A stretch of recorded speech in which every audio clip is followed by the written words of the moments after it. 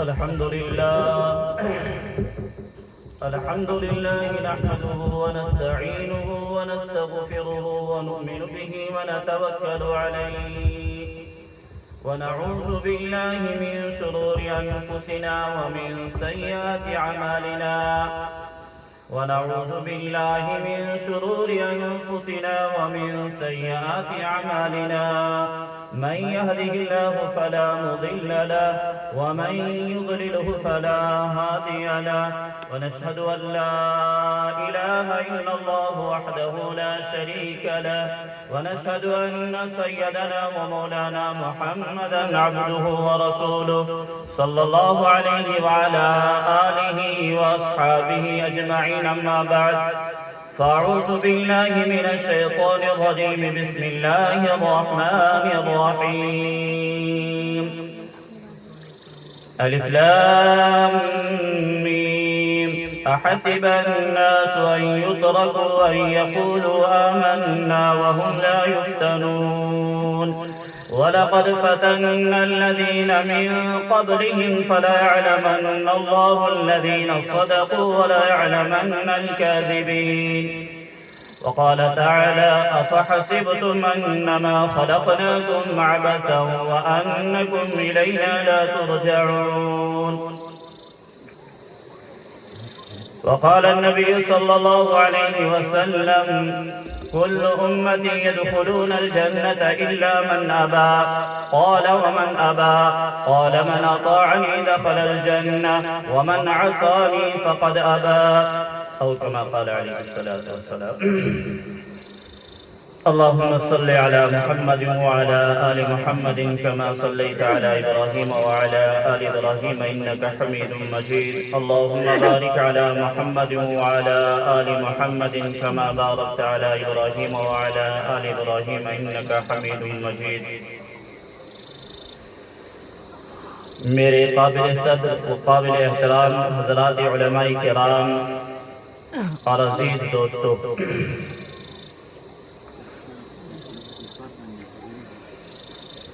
اللہ تبارک و تعالیٰ کا بے حد احسان اور کرم ہوا کہ جس رب ذوالجلال نے ہم سب کو اپنی اپنی مشغولیات سے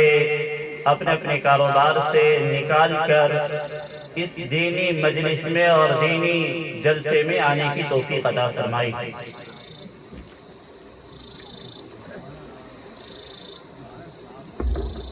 اللہ تبارک و تعالیٰ کا ہم اس پر جتنا شکر کریں اتنا کم ہے، اس لیے کہ اللہ تعالیٰ کا فرمان ہے لَإِن شَكَرْتُمْ لَأَزِيدَنَّكُمْ وَلَإِن كَفَرْتُمْ إِنَّ عَذَابِي لَشَدِيدٌ۔ شکرانے نعمت پر اللہ نعمتوں کے اندر اضافہ فرماتے ہیں اور ناشکری پر اللہ نعمتوں کو ختم فرماتے ہیں، چھین لیتے ہیں۔ تو اللہ تبارک و تعالیٰ نے مجھے اور آپ کو اس قرآن کی نسبت پر یہاں پر جمع ہونے کی توفیق عطا فرمائی۔ ہم سب صبح سے لے کر اب تک بچوں کے خوبصورت پروگرام کو سن رہے تھے، تو اس پروگرام سے ہم نے خالص ایک سن لیا اور ختم کر لیا، یہ ہمارا مقصد نہیں ہونا چاہیے، بلکہ مومن کی صفت یہ ہے کہ وہ جہاں پر بھی خیر کی بات اور اچھی چیز کو پاتا ہے اس کو اپنی زندگی کے لیے تحفہ سمجھ کر اپنی زندگی کے لیے جو ہے اس عمل کو اپنی زندگی کے اندر داخل کرنا شروع کر دیتا ہے۔ یہ بچوں کا پروگرام صبح سے لے کر ابھی تک حضرت مفتی نذیر صاحب دامت برکاتہم العالیہ اللہ ان کی عمروں کو برکت عطا فرمائے کہ کبھی ہم مجلس میں تو جاتے ہیں لیکن بچوں کی بات یوں سمجھ کر چھوڑ دیتے ہیں کہ بچہ ہی تو بتا رہا ہے، تو بچوں کو بچہ سمجھ کر وہ کتنی اونچی بات کہہ رہا ہے بچہ سمجھ کر اس بات پر ہم عمل کرنے کے لیے تیار نہیں ہوتے۔ اس لیے ہم صبح سے لے کر ابھی تک جتنی بھی باتیں ہمیں سنی سب سے پہلے ہم اس کو اپنے ذہن کے اندر، اپنے دماغ کے اندر بٹھا کر، اور اس مجلس کے ختم ہونے سے پہلے یہاں سے جانے سے پہلے ہم یہ نیت کریں، ارادہ کر لیں کہ ہم نے جو صبح سے سنا اس پر عمل کرنے کی کوشش اور فکر کریں گے۔ اس سے اللہ تعالیٰ نے قرآن کے اندر فرمایا ہے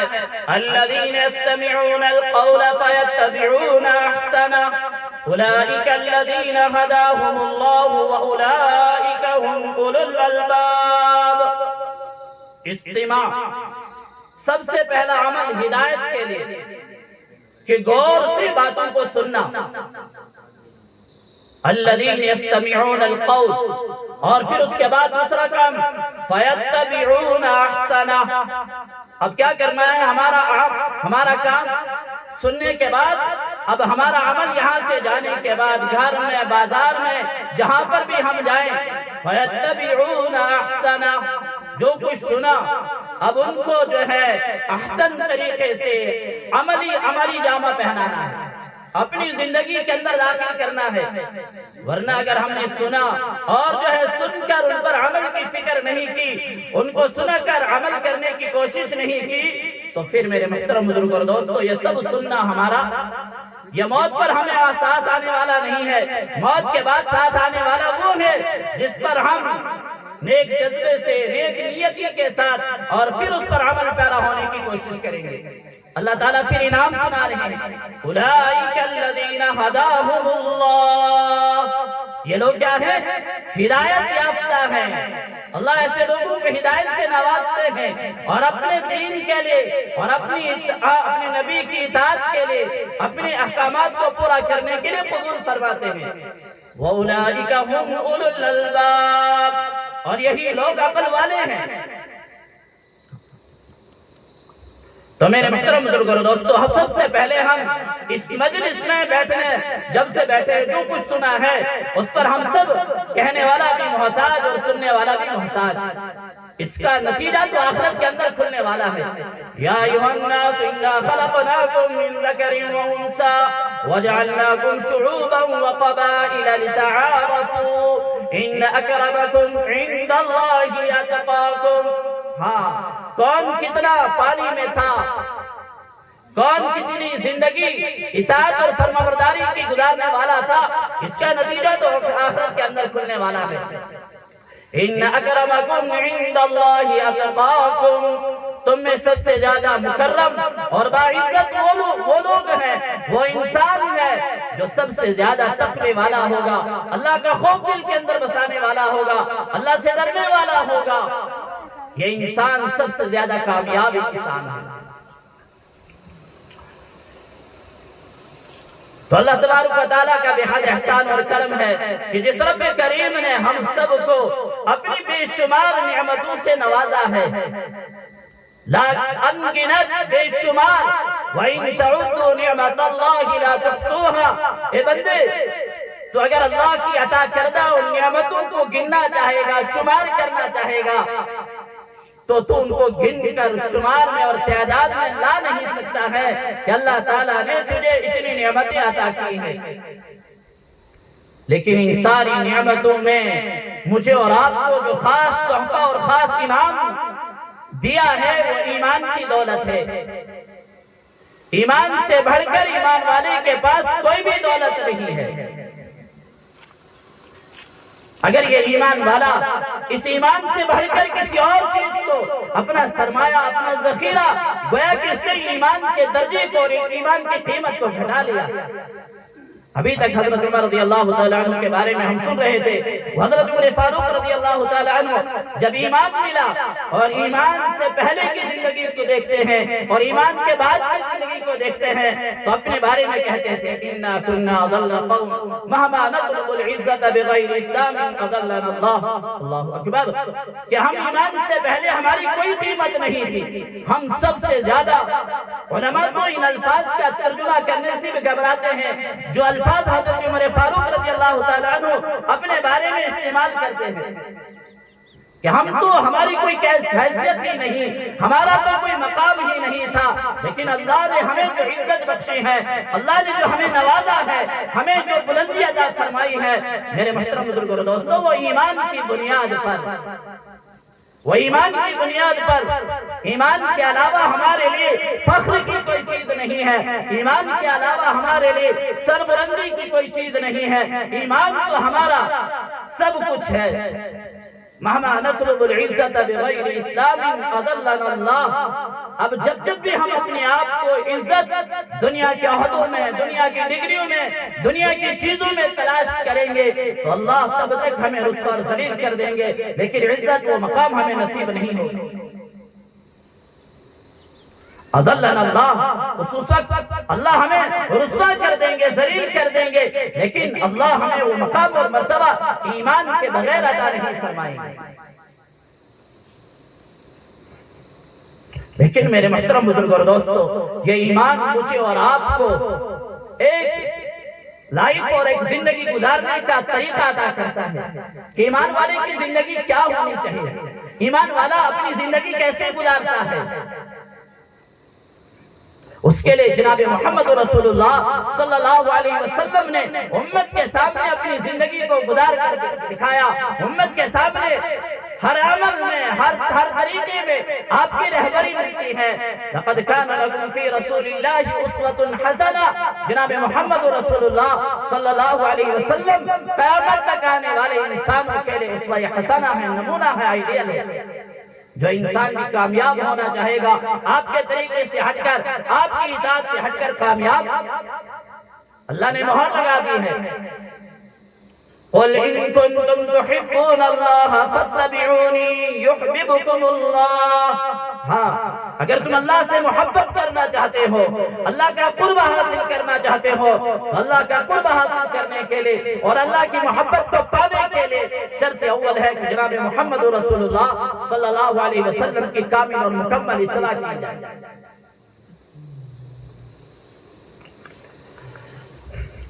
اس لیے اللہ کے رسول صلی اللہ علیہ وسلم کے بارے میں آتا ہے، آپ صلی اللہ علیہ وسلم نے جب 40 سال کے بعد نبوت کا اعلان کیا، مکہ والوں کے سامنے کہا کہ لا الہ الا اللہ، قولوا لا الہ الا اللہ تفلحون، کہ لا الہ الا اللہ کہو کامیاب ہو جاؤ گے۔ آپ صلی اللہ علیہ وسلم نے سب سے پہلے مکہ والوں کے سامنے اپنی زندگی کو پیش کیا۔ میں نے 40 سالہ زندگی لیل و نہار، صبح اور شام، رات اور دن، ہر مجلس میں، ہر محفل میں میں نے تمہارے ساتھ گزاری ہے۔ هل وجدتمونی صادقا ام کاذبا، ذرا تم مجھے بتاؤ، میں نے تمہارے درمیان جو زندگی گزاری ہے، آپ نے مجھے سچا پایا یا جھوٹا پایا؟ آپ نے میری زندگی کو کیسا پایا؟ میں نے 40 سالہ زندگی تمہارے درمیان میں گزاری ہے۔ هل وجدتمونی صادقا ام کاذبا، کیا تم نے مجھے سچا پایا یا جھوٹا پایا؟ آج جو ہے میرے محترم بزرگوں اور دوستو، یہ سچ ہماری زندگی سے ختم ہوتا جا رہا ہے۔ اللہ کے رسول صلی اللہ علیہ وسلم نے فرمایا منافق کی 3 علامتیں ہیں، اذا حدث کذب واذا اؤتمن خان واذا وعد اخلف، کہ فرمایا کہ منافق کی سب سے پہلی علامت یہ ہے کہ جب بات کرتا ہے تو جھوٹ بولتا ہے، جب بات کرتا ہے تو جھوٹ بولے گا، اور جب اس کے پاس کوئی امانت رکھی جائے گی تو اس امانت کے اندر خیانت کرے گا، اور جب کوئی وعدہ کرے گا تو اس وعدے کے اندر خلاف وعدہ کر دے گا، اپنے وعدے کے اوپر پکا اور مضبوط نہیں اترے گا۔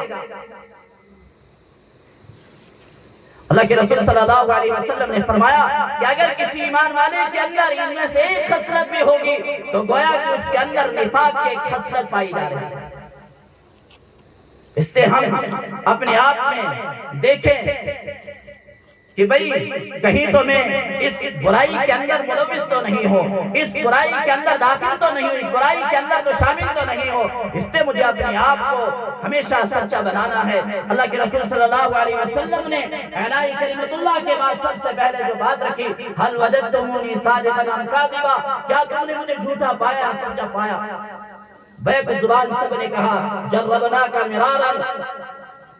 اے محمد صلی اللہ علیہ وسلم، ہم نے آپ کو کئی مرتبہ آزمایا اور پرکھا، لیکن ہم نے ہر بات میں آپ کو سچا ہی پایا ہے۔ ہم نے ہر بات میں آپ کو سچا ہی پایا ہے۔ ابو جہل جیسا سخت دشمن ہمیشہ جناب محمد رسول اللہ صلی اللہ علیہ وسلم کے نعوذ باللہ آپ کے بارے میں غلط غلط ارادے اور غلط غلط جو ہے منصوبے بنانے والا،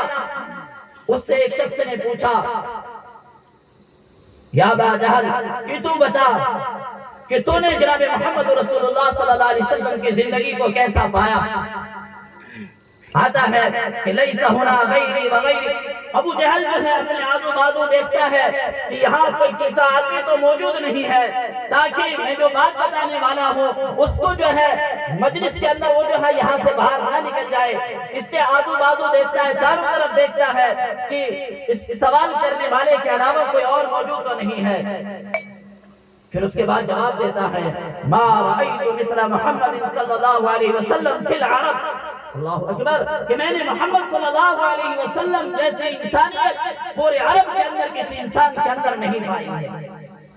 یہ غیر ایمان والا آپ کی تصدیق کرنے والا ہے، اور غیر ایمان والا جو ہے میرے محترم بزرگ اور دوستو جو ایمان سے محروم، ہمیشہ آپ کے ساتھ دشمنی کرنے والا، لیکن وہ جو ہے آپ کا ان صفات کو ماننے والا، لیکن میں اور آپ ہم سب جو ہے جناب محمد رسول اللہ صلی اللہ علیہ وسلم کے امتی ہونے کے دعوے دار ہیں۔ ہم سب جو ہے جناب محمد رسول اللہ صلی اللہ علیہ وسلم کو اپنا نبی مانتے ہیں، لیکن میرے محترم بزرگ اور دوستو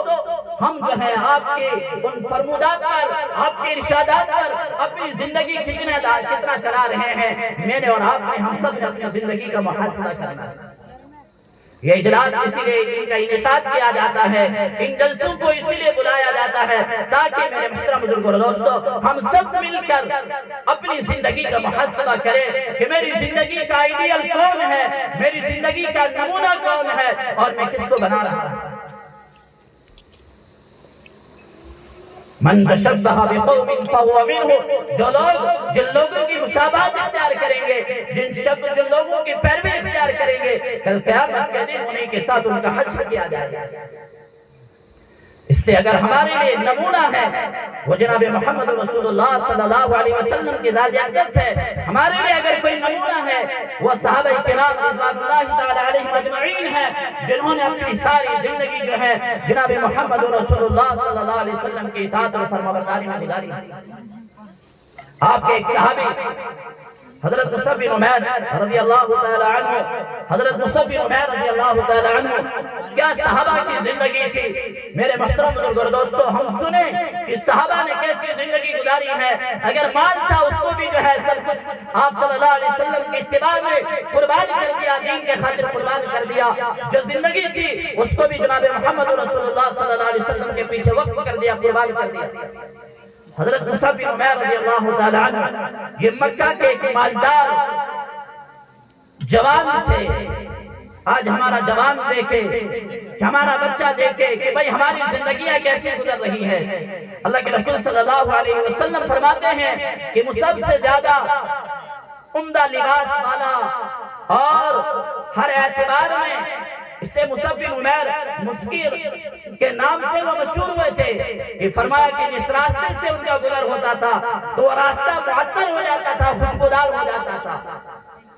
22 یا 24 سال یعنی جوانی کی عمر میں جب آپ صلی اللہ علیہ وسلم نے اعلان کلمہ کا نبوت کا اعلان کر دیا تو ابتدائی دور کے اندر حضرت مصعب بن عمیر رضی اللہ تعالی عنہ ایمان کے اندر داخل ہو جاتے ہیں۔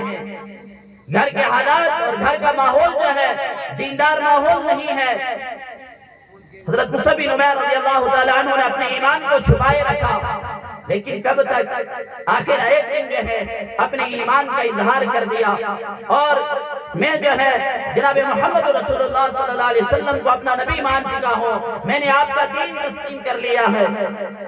اس کا سننا تھا کہ سارا گھرانہ، آپ کے عزیز و اقارب، آپ کا کنبہ، آپ کا خاندان، آپ کے رشتہ دار سارے کے سارے آپ کے دشمن ہو جاتے ہیں۔ اور حضرت مصعب بن عمیر رضی اللہ تعالیٰ عنہ نے جب یہ حالات دیکھے، جب گھر میں رہنے کے قابل نہیں رہا، حضرت مصعب بن عمیر رضی اللہ تعالیٰ عنہ نے حبشہ کی ہجرت فرمائی۔ حبشہ سے ہجرت کے بعد جب مکہ واپس آئے ہیں تو جناب محمد رسول اللہ صلی اللہ علیہ وسلم نے واپسی پر جب مصعب بن عمیر رضی اللہ تعالیٰ عنہ کو دیکھا ہے کہ فرماتے ہیں کہ آپ کے بدن پر جو ہے پرانے کپڑے پڑے ہوئے تھے، آپ کا جسم پر جو ہے پرانے کپڑے لگے ہوئے تھے، اور جن کپڑوں پر کہیں جگہ پیوند لگا ہوا تھا۔ اللہ کے رسول صلی اللہ علیہ وسلم نے جب حضرت مصعب بن عمیر رضی اللہ تعالیٰ عنہ کو دیکھا ہے تو اشکبار ہوئے، آنکھوں میں آنسو نہیں رکنے لگا، کہ فرمایا کہ یہی وہ مصعب ہے جو کچھ اسلام سے پہلے جو ہے خوبصورت لباس والا، جو ہے عمدہ لباس والا، خوشبو والا، جن کے کپڑوں میں کبھی شکن بھی نہیں آیا کرتا تھا، لیکن آج ان کے کپڑے اس حالت میں ہیں کہ غبار آلود ہیں اور ان کپڑوں پر کہیں جگہ پیوند لگے ہوئے ہیں۔ یہ مصعب کی حالت ہے۔ آپ صلی اللہ علیہ وسلم کی آنکھوں سے آنسو گرنے لگے۔ اس کے بعد اللہ کے رسول صلی اللہ علیہ وسلم نے اس مصعب بن عمیر رضی اللہ تعالیٰ عنہ کو جب مدینہ والوں نے آپ صلی اللہ علیہ وسلم کے ساتھ یہ درخواست کی، ہمیں جو ہے آپ جو ہے اپنے یہاں سے کسی مبلغ کو بھیجے جو ہمیں دین کے مسائل اور قرآن کی تعلیم دے، ایسے کسی انسان کو ہمارے مدینہ کے اندر بھیج دیں۔ اللہ کے رسول صلی اللہ علیہ وسلم نے اس موقع پر حضرت مصعب بن عمیر رضی اللہ تعالیٰ عنہ کو جو ہے مدینہ والوں کے لیے بھیجا۔ حضرت مصعب بن عمیر رضی اللہ تعالیٰ عنہ نے مدینہ کے اندر تقریباً ایک سال گزارا، اور ایک سال کے اندر جو ہے مدینہ کے اندر ایمانی اعتبار سے ایسی محنت کی کہ ایک سال کے بعد حضرت مصعب بن عمیر رضی اللہ تعالیٰ عنہ نے جو ہے ایک جماعت جو ہے حاجیوں کی، ایمان والوں کی، اللہ کے رسول صلی اللہ علیہ وسلم کی خدمت میں پیش کی۔ اور اس کے بعد حضرت مصعب بن عمیر رضی اللہ تعالیٰ عنہ مکہ کے اندر ہیں، اور مکہ میں جب غزوہ احد واقع ہوتا ہے، اللہ کے رسول صلی اللہ علیہ وسلم حضرت مصعب بن عمیر رضی اللہ تعالیٰ عنہ کو جو ہے اسلام کا جھنڈا اور اسلام کا پرچہ عطا فرماتے ہیں۔ یہ ان کے لیے بڑے فخر کی بات تھی۔ حضرت مصعب بن عمیر رضی اللہ تعالیٰ عنہ اسلام کے پرچے کو لے کر جو ہے احد کے اندر داخل ہو جاتے ہیں، اور فرمایا حضرت مصعب بن عمیر رضی اللہ تعالیٰ عنہ بڑی ہمت کے ساتھ، بڑی قوت کے ساتھ دشمن کا مقابلہ کر رہے ہیں، اور فرمایا اسی حالت میں جو ہے دشمن کی طرف سے وار ہوتا ہے۔ حضرت مصعب بن عمیر رضی اللہ تعالیٰ عنہ کا بایاں بازو کٹ جاتا ہے، اور بایاں بازو کٹ کر جو ہے جسم سے جدا ہو جاتا ہے، لیکن حضرت مصعب بن عمیر رضی اللہ تعالیٰ عنہ نے فوراً جو ہے اسلام کا پرچہ جب بازو کٹ گیا، اسلام کا پرچہ جو ہے بایاں ہاتھ میں اٹھا کر جو ہے اسلام کا پرچہ بلند کر دیا۔ پھر دشمن نے وار کر لیا، اور حضرت مصعب بن عمیر رضی اللہ تعالیٰ عنہ کا بایاں بازو بھی کاٹ دیا گیا۔ اللہ اکبر! کیا اسلامی جذبہ تھا، کیا اسلامی شوق تھا کہ میری زندگی تو کٹ جائے، میری زندگی کے ٹکڑے ٹکڑے تو ہو جائے، لیکن اسلام کا پرچہ میرے ہاتھ سے گرنے نہ پائے۔ حضرت مصعب بن عمیر رضی اللہ تعالیٰ عنہ کا دایاں ہاتھ کٹا، لیکن پرچے کو گرنے نہیں دیا، بایاں بازو کٹا، اسلام کے پرچے کو نہیں گرنے دیا، دونوں مونڈوں سے جو ہے اسلام کے پرچوں کو بلند کیا۔ آج جو ہے میرے محترم بزرگ اور دوستو، میں اور آپ اپنی زندگی کا جائزہ لیں کہ ہماری زندگی میں کتنے جو ہے نبی پاک صلی اللہ علیہ وسلم کے طریقے داخل ہیں، ہم آپ کی کتنی اتباع کرنے والے ہیں، آپ کے طریقے پر کتنے چلنے والے ہیں۔ آج جو ہے میرے محترم بزرگ اور دوستو، اس دین کو مٹانے والا غیر نہیں ہے، اس دین کو مٹانے والا خود ایمان والا ہے۔ اس دین پر چھری چلانے والا خود ایمان والا ہے۔ ایمان والے نے ایمان کی زندگی کو گزارنا چھوڑ دیا ہے، ایمان والے نے ایمان کی زندگی کو اختیار کرنا چھوڑ دیا ہے۔ بلکہ محترم بزرگ دوستو، برا نہ سمجھے، بلکہ خود ایمان والا ایمان کی زندگی سے نفرت کرنے والا بن رہا ہے۔ ایمان والا ایمان کی زندگی سے نفرت کرنے والا بن رہا ہے۔ جب حضرت مصعب بن عمیر رضی اللہ تعالیٰ عنہ بازو کٹ گئے، سب کچھ کٹ گیا، اور اس حالت میں شہادت حاصل کر لی ہے، اور جب دفن کرنے کا موقع آتا ہے تو صحابہ نے کہا حضرت مصعب بن عمیر رضی اللہ تعالیٰ عنہ کو دفن کرنا چاہا، تو دیکھا کہ حضرت مصعب بن عمیر رضی اللہ تعالیٰ عنہ ایک جگہ پڑے ہیں، اٹھایا اور کفنایا جا رہا ہے، اور کفن کے لیے ایک کپڑا لایا جا رہا ہے، اور کپڑا بھی اتنا کم ہے کہ اگر سر ڈھانپا جا رہا ہے تو پیر کھلے ہو رہے ہیں، پیروں کو ڈھانپا جا رہا ہے تو سر ننگا ہو رہا ہے۔ اللہ کے رسول صلی اللہ علیہ وسلم اشکبار ہو رہے ہیں کہ ایک وقت وہ تھا کہ مصعب بن عمیر رضی اللہ تعالیٰ عنہ ایسی حالت کی زندگی گزارتا تھا کہ ان کے کپڑوں میں جو ہے کبھی شکن نہیں آیا کرتا تھا، اور آج اب دنیا سے رخصت ہو رہے ہیں، ان کی یہ حالت ہے، آج جو ہے پورا کفن بھی ان کو بدن پر نہیں مل رہا ہے۔ آج جو ہے پورا کفن بھی بدن پر نہیں مل رہا ہے۔ اللہ کے رسول صلی اللہ علیہ وسلم نے فرمایا کہ مصعب کے چہرے کو ڈھانپ لو اور ان کے پیروں پر جو ہے کفن پر پتے ڈال دو۔ میرے محترم بزرگ اور دوستو، یہ صحابہ میرے اور آپ کے لیے نمونہ ہے۔ یہ صحابہ میری اور آپ کی زندگی کو جو ہے کامیابی کی طرف لینے والے ہیں۔ اصحابی کالنجوم بأیہم اقتدیتم اہتدیتم، میرے صحابہ تمہارے لیے یہ جو ہے اصحابی کالنجوم، میرے صحابہ تمہارے لیے تاروں کے مانند ہے، ستاروں کے مانند ہے۔ ایک کی بھی اتباع کرو گے تو دنیا اور آخرت میں کامیاب ہو جاؤ گے۔ لیکن آج میرے محترم بزرگ اور دوستو، ہم نے ان کے نقش قدم کو چھوڑ دیا، ان کے طرز زندگی کو اختیار کرنا چھوڑ دیا۔ آج جو ہے ہم اپنے گھروں سے خود دین کو لاتے مان رہے ہیں۔ اللہ میری اور آپ کی ہم سب کی حفاظت فرمائے۔ ہم جو ہے اپنے اخلاق کو وہ اخلاق بنائیں جو جناب محمد رسول اللہ صلی اللہ علیہ وسلم کے اخلاق ہیں۔ اللہ کے رسول صلی اللہ علیہ وسلم نے فرمایا واللہ لا یؤمن واللہ لا یؤمن واللہ لا یؤمن، 3 مرتبہ اللہ کے رسول صلی اللہ علیہ وسلم قسم کھا کر فرما رہے ہیں۔ صحابہ کے رونگٹے کھڑے ہو رہے ہیں، صحابہ کے بال بدن پر کھڑے ہو رہے ہیں۔ اللہ کے رسول صلی اللہ علیہ وسلم قیل من یا رسول اللہ صلی اللہ علیہ وسلم، اللہ کے رسول صلی اللہ علیہ وسلم کون مومن نہیں ہے، کون مومن نہیں ہے؟ اللہ کے رسول صلی اللہ علیہ وسلم نے فرمایا 3 مرتبہ قسم خدا قسم خدا قسم خدا، وہ شخص مومن نہیں ہو سکتا ہے۔ صحابہ نے عرض کیا کہ اللہ کے رسول صلی اللہ علیہ وسلم کون مومن نہیں ہے؟ اللہ کے رسول صلی اللہ علیہ وسلم نے فرمایا من لا یأمن جارہ بوائقہ،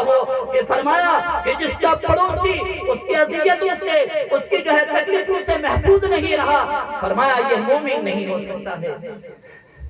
جس کا پڑوسی اس سے جو ہے محفوظ نہیں ہے، اس سے معمول نہیں ہے، فرمایا یہ شخص مومن نہیں ہو سکتا ہے۔ اپنی اخلاق کو اونچا بنانا ہے، اپنی زندگی کے اندر وہ اخلاق لانے ہیں جو جناب محمد رسول اللہ صلی اللہ علیہ وسلم کے اخلاق ہیں۔ ہم دیکھیں کہ ہمارا معاملہ پڑوسیوں کے ساتھ کیا ہے، ہمارا معاملہ ہمارے رشتہ داروں کے ساتھ کیا ہے، ہمارا معاملہ جو ہے اپنے رشتہ داروں دوست احباب کے ساتھ کیا ہے۔ اگر ہمارے یہ معاملات میرے محترم بزرگ اور دوستو جناب محمد رسول اللہ صلی اللہ علیہ وسلم کے طریقے کے مطابق ہے، اگر ہمارے اخلاق آپ جیسے اخلاق ہے، تو میرے محترم بزرگ اور دوستو میں اور آپ دنیا کے جانے سے کے بعد ہمیشہ ہمیشہ کے لیے آخرت کے ابد الآباد زندگی کے اندر کامیاب ہو جائیں گے۔ لیکن اگر میں نے اپنے اخلاق کو، اپنی زندگی کو جناب محمد رسول اللہ صلی اللہ علیہ وسلم جیسی زندگی نہیں بنایا تو میرے محترم بزرگ اور دوستو پھر موت کے بعد پچھتانا پڑے گا۔ ربنا ابصرنا وسمعنا فرجعنا نعمل صالحا انا موقنون، اے ہمارے اب ہم نے دیکھ لیا، وسمعنا اور ہم نے سن لیا،